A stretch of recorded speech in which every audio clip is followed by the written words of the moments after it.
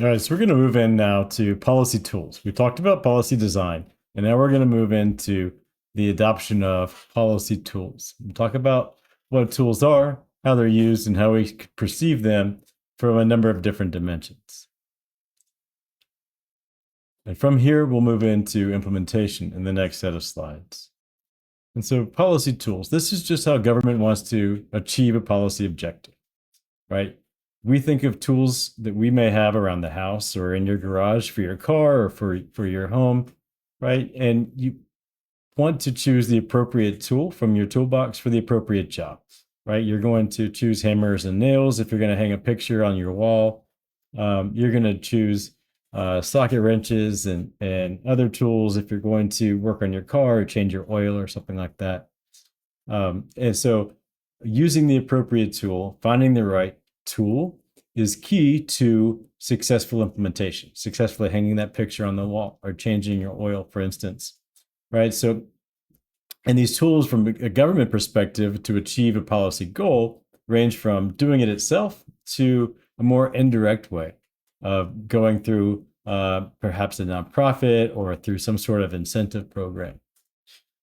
We can think of a tool typology.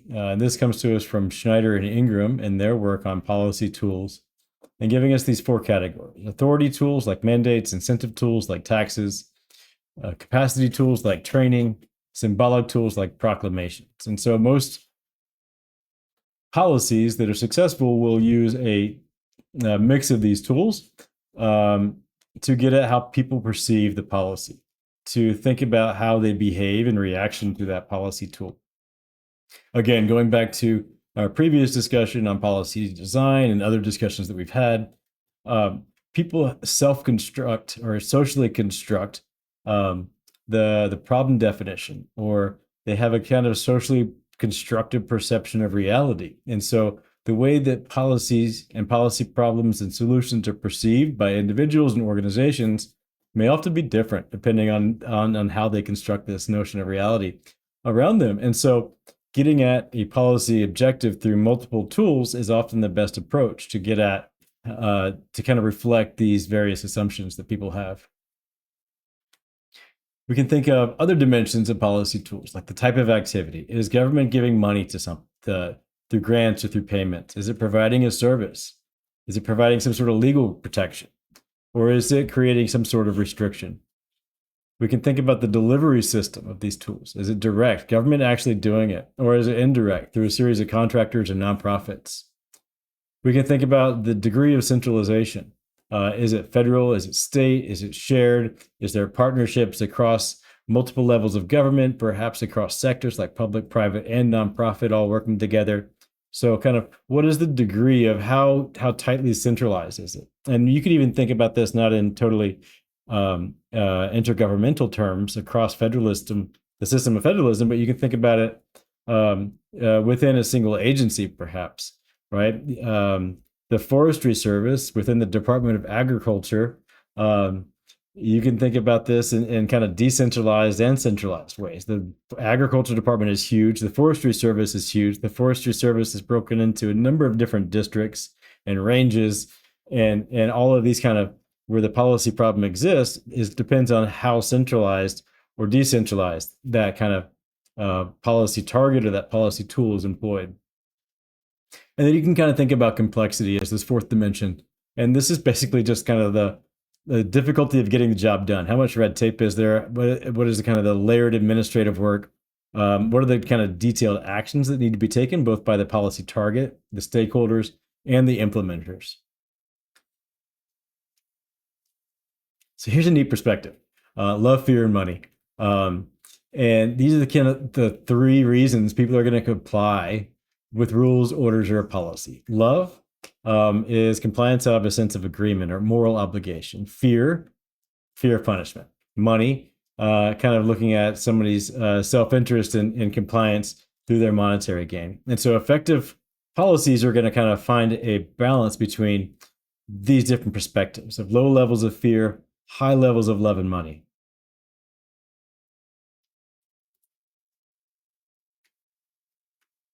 And so you can think of some policy examples here.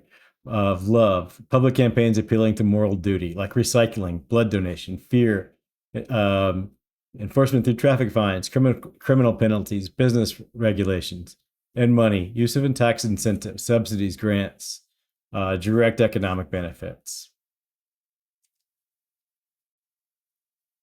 There's some trade-offs with these. The fear-based tools can prompt immediate compliance, but they may foster resentment. Love-based tools may encourage sustainable behavior, but they require time and cultural adjustment. And money-based tools are effective, but they can often be costly. And so selecting the right compliance mechanism depends on the policy domain, the context, or a number of different things, as well as a mixture among these three. So balancing these compliance mechanisms. If you're going to try to get people to do stuff, right, which is the entire goal of a policy, get people to do something or not do something, right? What are the cultural contexts?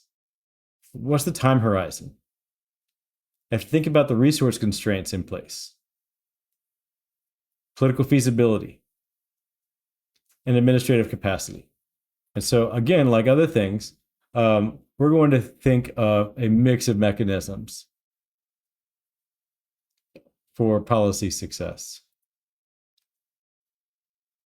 Now we can think about, let's go to the tools, right? And think about some key principles around these.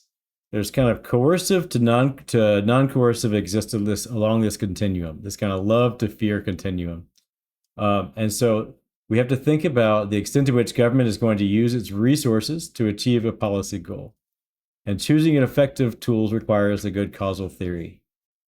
So think about this one in terms of just the speed limit, right? This is a simple policy, right? And it's a direct policy tool, right? Government is posting speed limit signs, right? And they're directly enforcing it. There are if you think about the freeways, you have the California Highway Patrol out there. And so coercive to non-coercive, right? That exists along this continuum. People aren't forced to go 65 miles per hour, right? But people aren't going to typically go 150 miles per hour along a freeway because one, there's this sense of love or duty to follow the speed limit, right? And to not risk other lives and not risk your life, right?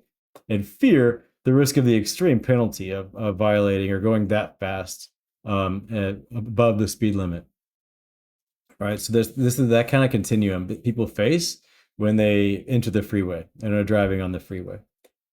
The extent to which government is going to use its resources to achieve a policy goal, you can imagine one cop car per every single driver, right? That's a lot of resources. And that's just not even feasible, right? We talked about efficiency and effectiveness.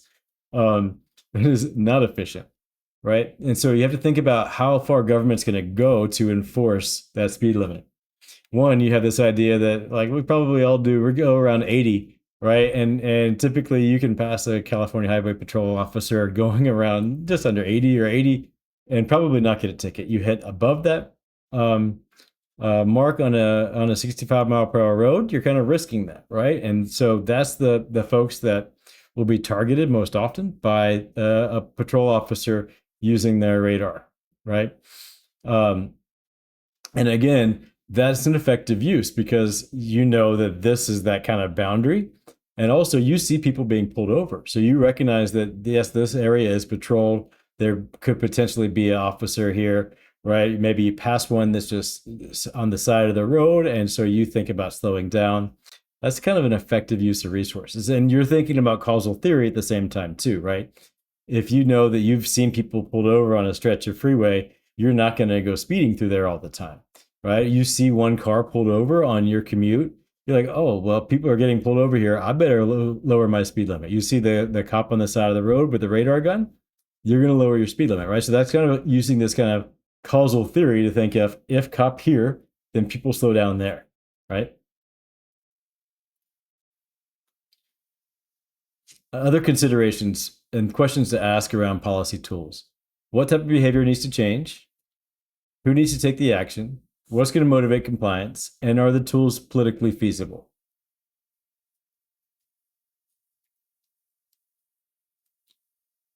And so this kind of connects directly to our selection criteria. Effectiveness, efficiency, equity. We talked about all of these trade-offs among these ideas in the last set of slides. Enforceability. Is it possible to enforce this? And is it politically acceptable? We can think again here about some various models of policy tools. And this comes to us from Howell, Ramesh, and Pearl. They look at specific instruments government's going to use to achieve its goals, ranging from just kind of direct provision to market incentives to regulations. And so those tools, and given all the other context that we've already discussed so far, are going to kind of reflect the technical considerations as well as values and the political values. So let's think about these economic considerations, right? There's this kind of a range of freedom and choice, right? In economic tools and economic incentives, because you don't have to go along with it. You can think here about how we are economically incentivized through our federal tax structure to get married, have kids, buy a house, right? All of those things go into kind of the tax benefits that we receive, right? These are incentives. You don't have to do it, right? And that's kind of this economic tool. You don't have to get married. You don't have to have kids. You don't have to buy a house. But all of these things are being incentivized by the government in this kind of non-coercive way, right? Makes assumptions about what's possible, what's rational, what people want to do, and assumes people are rational actors, right? Through the sense that, hey, if I do have a discount on my taxes, maybe it is worth buying this house, right? Maybe it is worth having kids. Maybe it is worth getting married. So we could think about, again, tax incentives, like I just talked about, vouchers for housing and education, subsidies for agriculture and energy and housing, market creation, like the cap and trade that we have here on our carbon production in California, and user fees.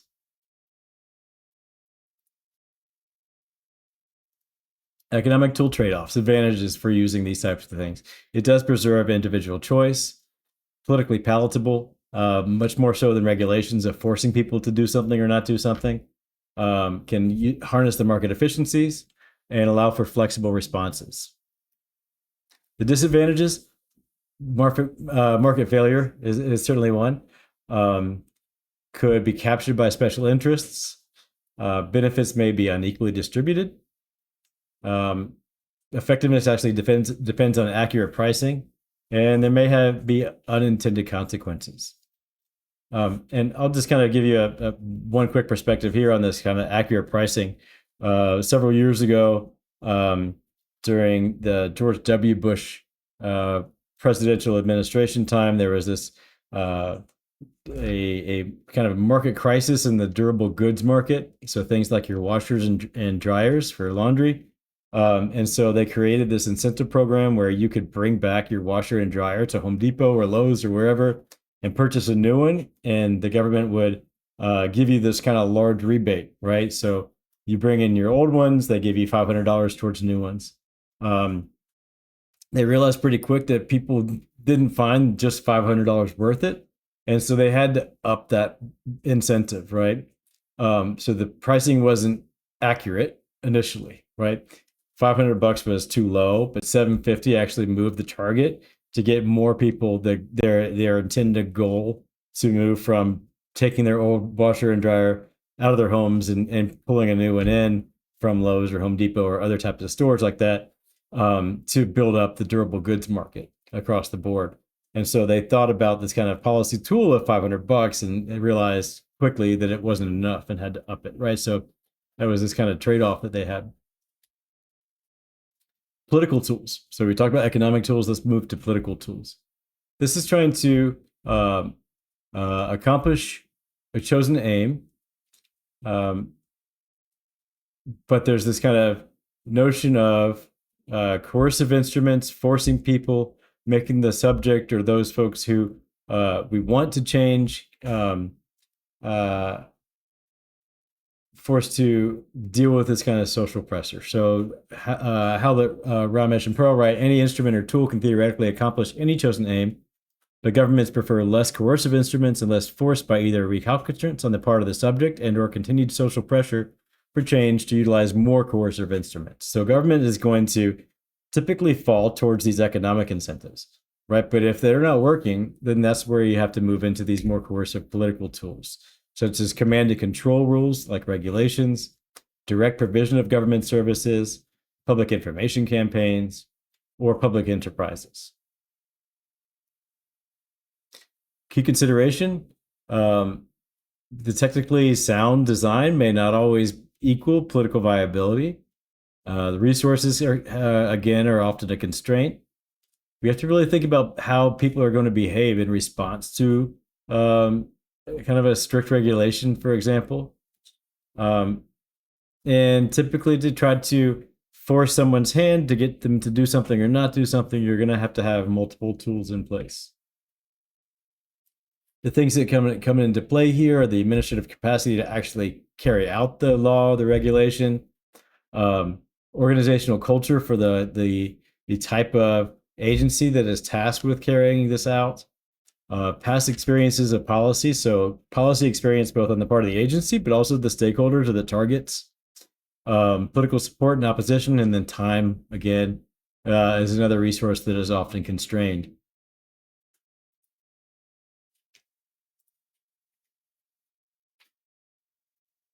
Okay, we can also think about a couple other types of tools, objective and subjective tools. Objective tools have kind of rational characteristics. We think about the target population, the values, the rules, the rationales, and the assumptions. So these are kind of all the technical elements of policy design, the mechanics of how policies function. And we can think about some questions around subjective or value characteristics, the kind of normative or political dimensions. Who deserves to bear the cost? Who deserves the benefits? What values should be backed by the power of the state? Who should have the freedom to act or be constrained, and is responsible for upholding these values? Right, so you have these objective focus for however you're applying tools, whatever type of tool it may be, economic or political or coercive or non-coercive, right? These kind of practical, objective, rational characteristics, or these more subjective, value-driven characteristics. And there's an interplay here, right? So some objective elements in climate policy or carbon pricing mechanisms. So you're kind of thinking subjectively about intergenerational justice. You can think about emission targets, since you're thinking about distribution of costs with this. Reporting requirements, so the effective communities. And enforcement structures. So key principles of integrating policy designs here. Goals have to be clearly articulated. Causal theories should be evidence-based, but recognize uncertainty. Tools should match the technical aspects of the problem and reflect values. Target populations have to be defined precisely, and you have to consider equity implications. And implementation needs to address both the administrative capacity to do something and the political sustainability of of support for the actual program. Policy design and practice. So challenges and strategies. If you don't have complete information, do pilot programs. If there's value conflicts, look at inclusive designs. Resource constraints, think about phasing or scaling implementation. Political pressure. Evidence often works with politicians, and implementation complexities. Be adaptive in your approach to it. And we'll talk in the next set about this kind of implementation idea and what that adaptiveness means. All right, so that's it for this set of slides. I'll see you for the next one on implementation. Take care.